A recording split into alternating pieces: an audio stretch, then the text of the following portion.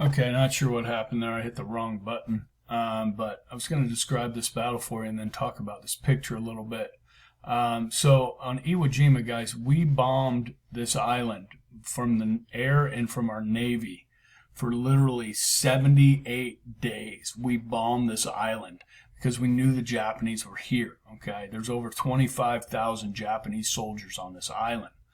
And what they did is they dug underground, so they have tunnels throughout. There's miles and miles and miles of tunnels underneath the ground here. So the bombing actually did very little damage to the island, or at least to the Japanese and their tunnels. So I mean, it's crazy. They're also dug inside the mountain here. So what's really eerie about some of these landings in the Pacific is, unlike when we landed at Normandy on D-Day, when as soon as we're getting off the beach, they're pounding us. Okay, they actually let us come on the island, and then once we broke out on the island, they came out from their tunnels, and it was horrifying, guys. So this is like black volcanic rock here. We're gonna land in this area right on the other side of the mountain, Mount Suribachi. Okay. And we're going to try and break across the island, okay, cut it in half, and then fan out across the island. We're also this group is going to take the mountain. Now, the mountain will be taken within the first few days, and this flag will be raised, but the battle ensues for 2 more months after that, taking the rest of the island, okay? It's very bloody. 8,000 Marines are going to die on this island. Okay, this is the worst battle in the history of the Marine Corps. Okay, it's devastating. Okay, so I don't have a video for you on that, but you can certainly pull up some video or watch that movie, Flags of Our Fathers, which is, like I said, awesome. So anyhow, when they went to raise this flag, they took the island. These guys were hearing explosions inside the mountain. And what they found out was it was Japanese soldiers killing themselves rather than be captured in this mountain here. Okay, this is where we started using the flamethrowers with the caves to try and drive them out or kill them within the caves. Guys, it's just tough. So they could, have a machine gun us here and just open up on you.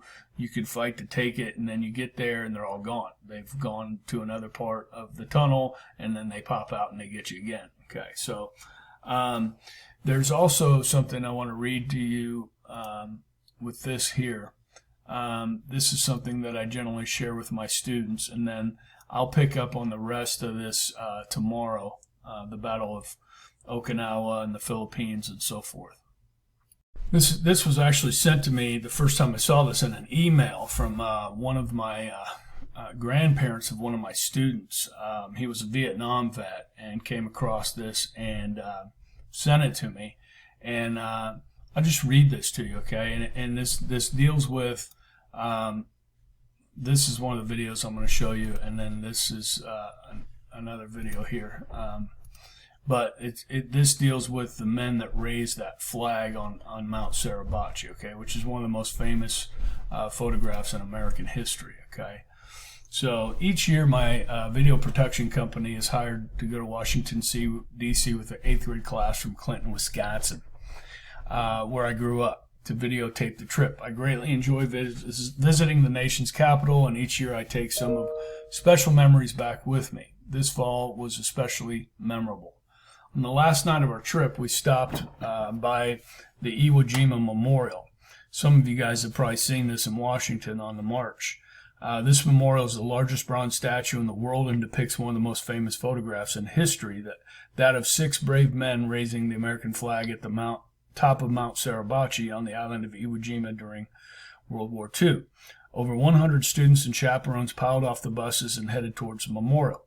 I noticed a solitary figure at the base of the statue, and as I got closer, he asked, "Hey, what's your name? Where are you guys from?" I told him my name's Michael Powers, and we're from Clinton, Wisconsin. He said, "Hey, I'm a cheesehead too. Come gather around, cheeseheads, and we'll tell you a story." Okay. James Bradley just happened to be in Washington, D.C. to speak at the memorial the following day. He was there to say goodnight to his dad, who had previously passed away, but whose image was part of the statue.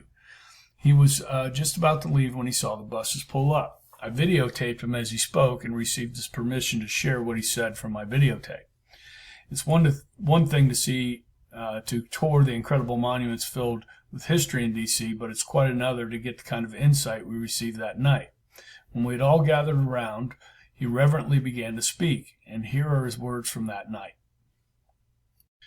My name is James Bradley from Ontario, Wisconsin. My dad is on that statue, and I just wrote a book called Flags of Our Fathers, which is number 5 on the New York Times bestseller list right now. It's a story of 6 boys you see behind me. 6 boys raised the flag. And the first guy putting the pole in the ground is Harlan Block. He was an all-state football player. He enlisted in the Marine Corps with all the senior members of his football team. They were off to play another type of game, a game called war, but it didn't turn out to be a game. Harlan, at the age of 21, died with his intestines in his hands. I don't say that to gross you out. I say that because there are generals who stand in front of this statue and talk about the glory of war. You need to understand that most of the boys in Iwo Jima were 17, 18, and 19 years old. You see the next guy, that's Rene Gagnon from New Hampshire. If you took Rene's helmet off at the moment this photo was taken and looked at the webbing in his helmet, you'd find a photograph of his girlfriend. Rene put it there for protection because he was scared. He was 18 years old. Boys won the Battle of Iwo Jima. Boys, not old men. The next guy here, third guy in the tableau, is Sergeant Mike Strank.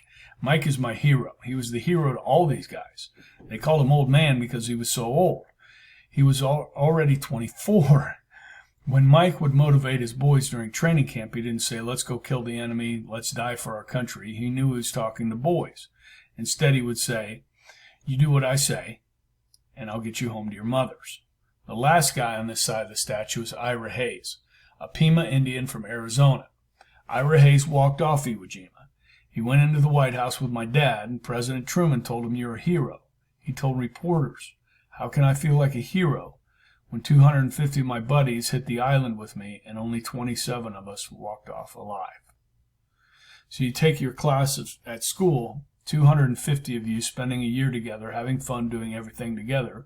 Then 250 of you hit the beach and only 27 of your classmates walk off alive. That was Ira Hayes. He had images of horror in his mind. Ira Hayes died dead drunk, face down at the age of 32, 10 years after the picture was taken. The next guy going around the statue is Franklin Sousley from Hilltop, Kentucky, a fun-loving hillbilly boy. His best friend, now 70, told me, yeah, you know, we took cows up to the porch of the Hilltop General Store, and we strung the wire across the stairs so the cows couldn't get down. Then we fed them Epsom salts. The cows crapped all night. Yes, he was a fun-loving hillbilly boy. Franklin died on Iwo Jima at the age of 19. When the telegram came to his mother's that he was dead, it went to the Hilltop General Store. A barefoot boy ran the telegram up to his mother's farm. The neighbors could hear her scream all night and into the morning. Their neighbors lived a quarter-mile away. The next guy, as we continue to go around the statue, is my dad, John Bradley, from Ontario, Wisconsin, where I was raised. My dad lived until 1944, but he would never give interviews. When Walter Cronkite's producers or the New York Times would call, we were trained as little kids to say, no, I'm sorry, sir, my dad's not here. He's in Canada fishing. No, there's no phone there, sir. No, we don't know when he's coming back. My dad never fished, never went to Canada. He usually was sitting there at the table eating his Campbell's soup. But we had to tell the press he was out fishing. He didn't want to talk to the press. You see, my dad himself didn't see himself as a hero. Everyone thinks these guys are heroes because they're on a photo and a monument. My dad knew better. He was a medic. John Bradley from Wisconsin was a caregiver. On Iwo Jima, he probably held over 200 boys as they died. And when boys died on Iwo Jima, they writhed and screamed in pain. When I was a little boy, my third-grade teacher told me that my dad was a hero. When I went home and told my dad that, he looked at me and said, I want you guys to remember, I want you always to remember, that the heroes of Iwo Jima were the guys that did not come back. Did not come back. So that's the story of 6 nice young boys. 3 died on Iwo Jima. 3 came back as national heroes. Overall, 7,000 boys died on Iwo Jima in the worst battle in the history of the Marine Corps. My voice is giving out, so I'll end here. Thank you for your time. Suddenly, the monument wasn't a big old piece of metal with a flag sticking out of the top. It came to life before our eyes with the heartfelt words of a son who did indeed have a father who was a hero. Maybe not a hero in his own eyes, but a hero nonetheless. So that's, the son did not know about his father's story until he died. And when his dad died in 94, he went through his footlocker in the closet and found out, really who his dad was. And so he did all the research on the other guys and wrote the book, and then Clint Eastwood made a movie out of it.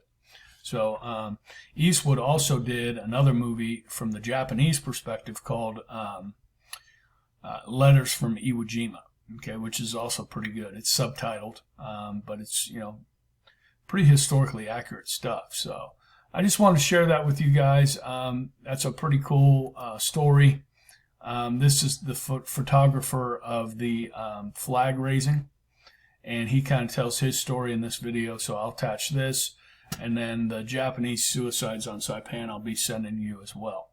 Sorry I had to put this in two parts, but here you go. And we'll be back tomorrow. Have a good one, guys.